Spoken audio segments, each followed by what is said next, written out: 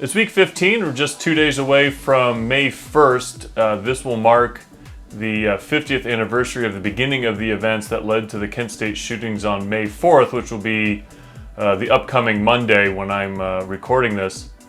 So in kind of preparation for writing the book about the Kent State campus bus service, I've been doing some reading about the events of May 4th just because I'm familiar with the general gist of it, but I needed a better in-depth understanding. And two, also hoping to find some information about the usage of the bus or buses during that event. So I've read a couple books, and this is my review of May 4th shooting books. The first book I'm going to review is Kent State, What Happened and Why by James A. Michener. James A. Michener was a prolific writer of more than 40 books, known for his meticulous research. His book about the Kent State shootings was published in November 1971. His research began in the months following the shootings. Huge amounts of interviews were conducted of people who were there and clearly done in Kent, Ohio. The interviews are the best thing about this book. Quotes from victims, roommates, friends give character to those that died. It feels like the book was written too soon after the shootings, though. There's a blur between what is written as a fact or just implied as a fact. There's kind of this fog of war aspect to the story, told on both sides of the events. Clearly the student's experience was more easily recorded, and I feel more apt to speculation or interpretation by him as the author. The guardsman story isn't quite given the same treatment. Neither side should have such treatment, but it falls more to the student's side. So for example, on page 341, it's under a paragraph titled Jeffrey Miller's Pistol. Just to kind of paraphrase here a little bit, but it says, when Captain Ronschneider ran over to inspect the fallen bodies of Sandy Schuer and Jeff Miller, he was either the first or among the very first to reach them. And a little bit later, he is quoted to say, I was the first person to reach the body, and as I bent down to assure myself that he was dead, I saw protruding from under his chest the handle of the revolver. Quickly, I snatched it up and stuck it inside of my blouse.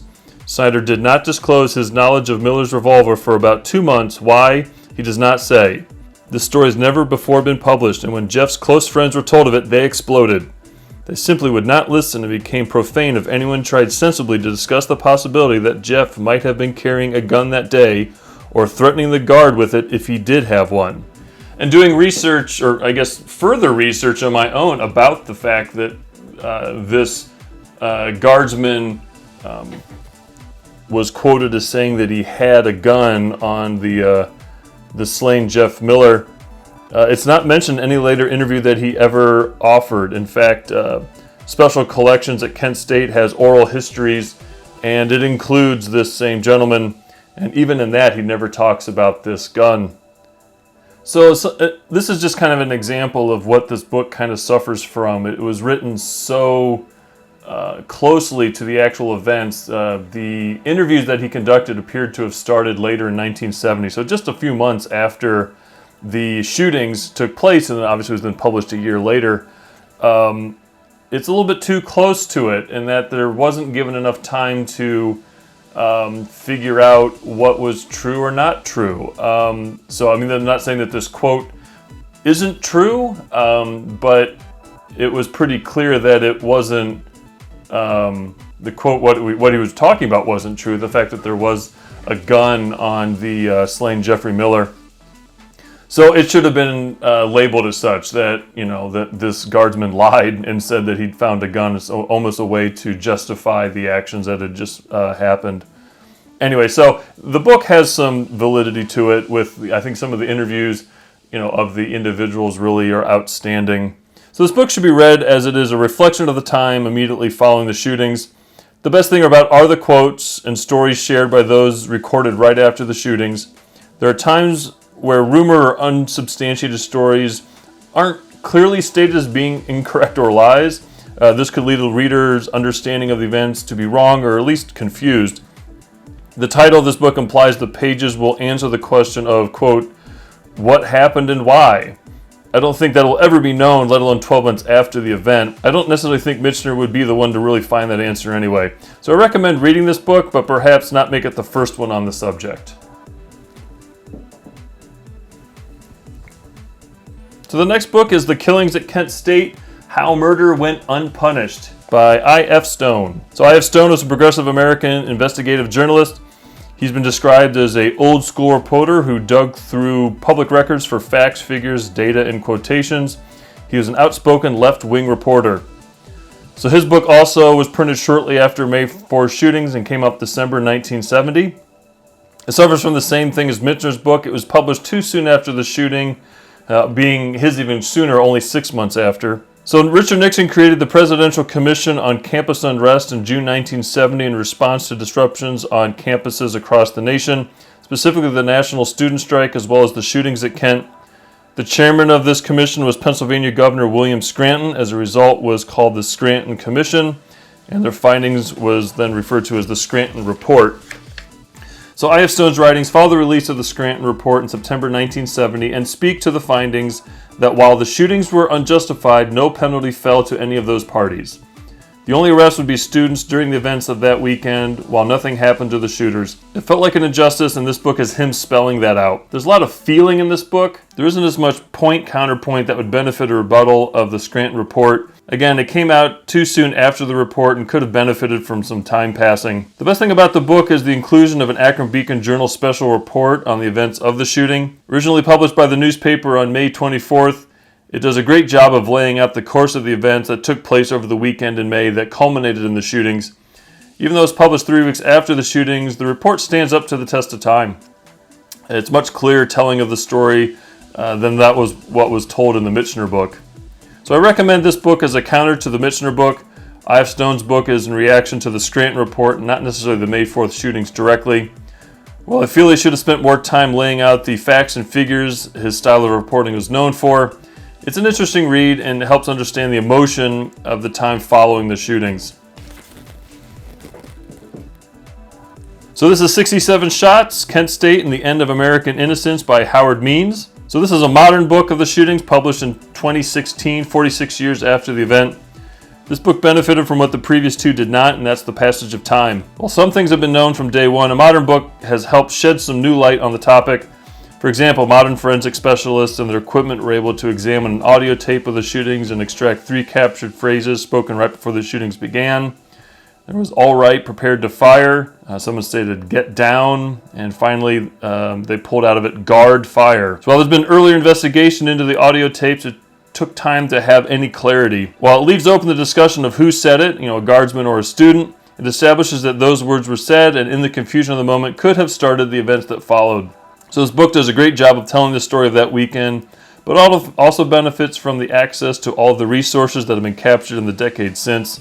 I don't feel the author set out to tell the why the shootings happened, as it's clear there are too many factors that could have had a possible hand in leading to the pulling of those triggers. Could have benefited from a better map than what's included to help orient someone who's not familiar with the campus. The included map doesn't even have a key, which is kind of weird. I definitely recommend this book.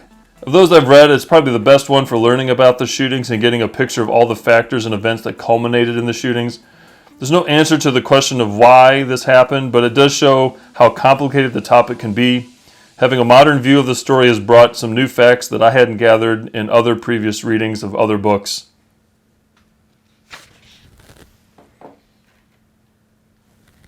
So the last book is This We Know, a chronology of the shootings at Kent State, May 1970, by Barbato, Davis, and Seeman. So this is the shortest book on the topic, counting only 32 pages in length. This book is just the facts. It lays out the course of the events from Friday, May 1st until the shootings on Monday, May 4th. I don't have much to say about it other than it's the perfect book for starting a journey for learning about the shootings. Knowing what this book explains in advance of reading the other books by Michener, I.F. Stone would help give the reader a critical eye when reading them. So that's simply what this book is. It's an explanation of those infamous days at Kent State in 1970. It doesn't try to go into the why. It's literally just a list of, I won't say a list, but it's literally just a breakdown of the facts that were known from those days, which is, in its purest form, this is a great place to start.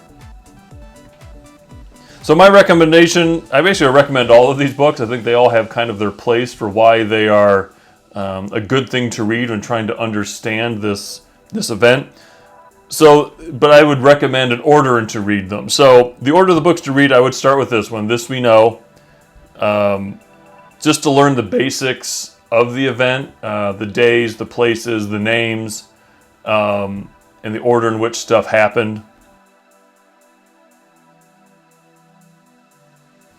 The second book would be 67 Shots to get a more in-depth understanding of all the little things that happened during those days. Again, he goes into a lot of the details that happened on campus and around campus, decisions made by individuals on both sides, the campus, the city, the National Guard. So this is really a great follow-up to the previous book. And then third, I would recommend Kent State by James A. Michener. So the quotes in this book, which were taken in the months following the shootings, are a great piece of history. I think this book is worth reading just for that. Now, I did talk about there being some misdirection by how some of the supposed facts were presented.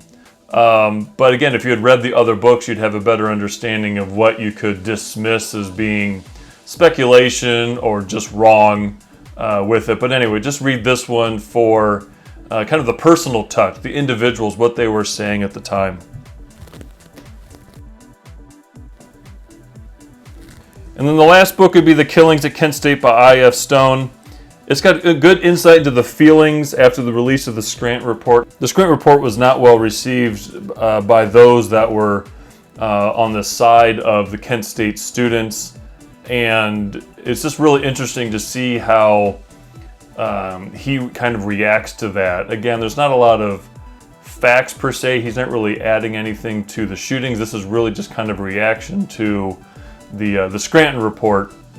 So again, it's really worth that. And again, the inclusion of the Akron Beacon Journal special report at the end of the book, and there's some other things as well, but that one I think really stood out to me as being really interesting. So these are the 4 books I recommend to read to learn about the events of May 4th at Kent State in 1970. They all have kind of their place and kind of to piece that story together. I wouldn't necessarily recommend going in looking for a why. I think it's much too complicated and it's not a clear-cut answer to that. At least that's my understanding. I looked through all of this stuff and I think initially I did. I was looking for a why did it happen? And I think the reality is no one thing caused it. Obviously that there was a trigger pull at the end that led to numerous students being wounded and 4 being killed, but it's not there's no easy reason why, and I think some things have been muddled by time, and to be honest, I don't necessarily think that everyone was quite as honest at the time. I mean, I think there's been some interviews with guardsmen over the years, but you know, do they even know why, whether they shot or someone else shot? We may just never know. But anyway, I think that's not really the point of learning about something, is to, you know, have someone tell you the answer, is to read as much as you can and then maybe kind of formulate your own kind of understanding of the event. Everybody's probably gonna have a little bit different interpretation on that, but that's why you read, I guess. So that's it for week 15, talking about the May 4th shootings, which again, the 50th is next week, and due to the coronavirus, all of the events have kind of been canceled. They're kind of doing some online stuff. In the meantime, I'm kind of curious if they'll have a makeup date, maybe next year or something, I don't know, to kind of mark the May 4th event. So that's it from here. Next week is the end of the 4th month of the work on this book. So until then, bye now.